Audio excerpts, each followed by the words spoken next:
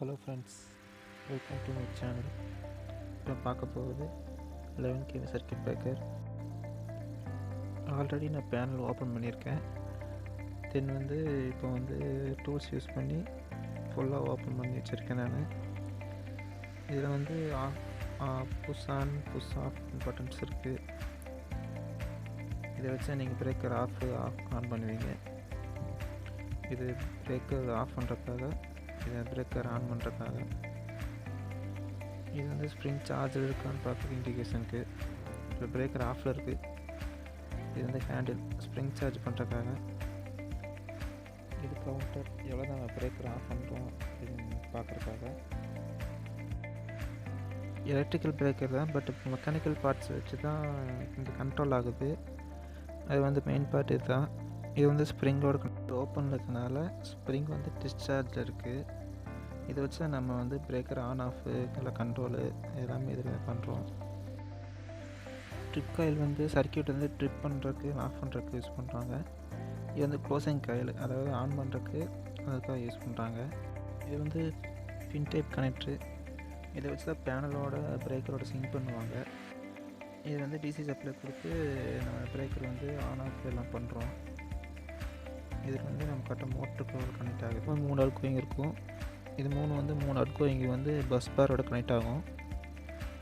தென் இது 3 இன்கமர் ட்ரான்ஸ்ஃபார்மர்லேருந்து வர கேபிள் இதில் தான் கனெக்ட் ஆகும். இது மூலிமா தான் நம்ம பேனலுக்கு சப்ளை கொடுக்குறோம். இது பிரேக்கரோட பேக் சைடு. இதில் மோட்டரோட கண்ட்ரோல் யூனிட் இருக்குது. இப்போ சொன்ன மாதிரி இது ட்ரிப் காயிலு, இது க்ளோசிங் காயிலு. தென் இது மோட்ரு இப்போ சார்ஜில் இருக்குது. நம்ம சார்ஜ் பண்ணி வச்சுருக்கோம். இந்த மோட்ரு இது கியர் பல்ஸு.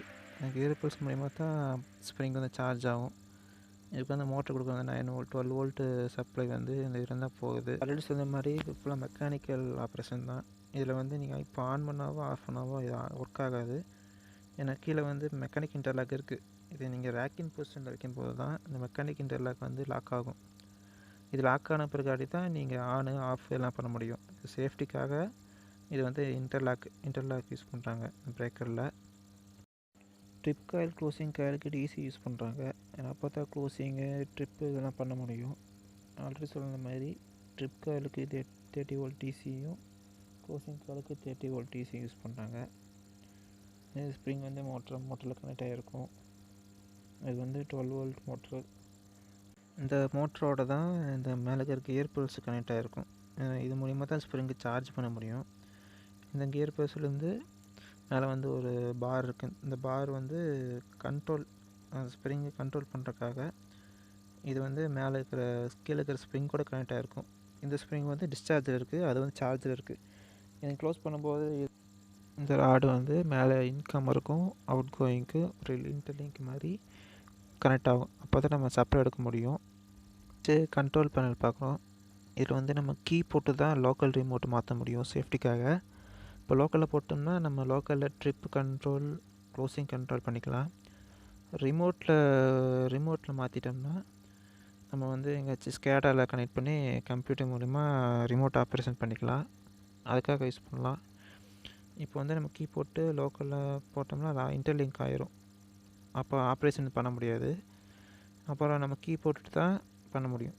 இது டிஎன்சி சுவிட்சு. இது ட்ரிப்பு க்ளோஸ் பண்ண முடியும். இது பிரேக்கரு ரேக்கின் பொசிஷனில் இருக்குது. இந்த கண்டிஷனில் இருக்கும்போது தான் நீங்கள் ட்ரிப் கமாண்டோ இல்லை க்ளோஸ் கமாண்டோ கொடுக்க முடியும். அப்புறம் இதில் எல்இடி இருக்குது, நோட்டிஃபிகேஷன் எல்இடி இருக்குது.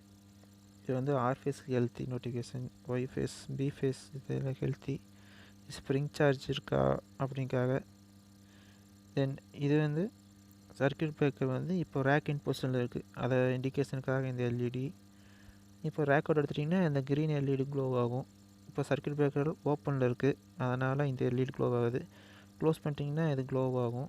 பிரேக்கரை வெளியே எடுக்கும் போதோ இல்லை நீங்கள் உள்ளே இன்சர்ட் பண்ணும்போதோ நீங்கள் சப்ளை ஆஃப் பண்ணியிருக்கான்னு செக் பண்ணிக்கங்க. ஏன்னா இல்லைனா பிளாஸ்ட் ஆக சான்சஸ் இருக்குது.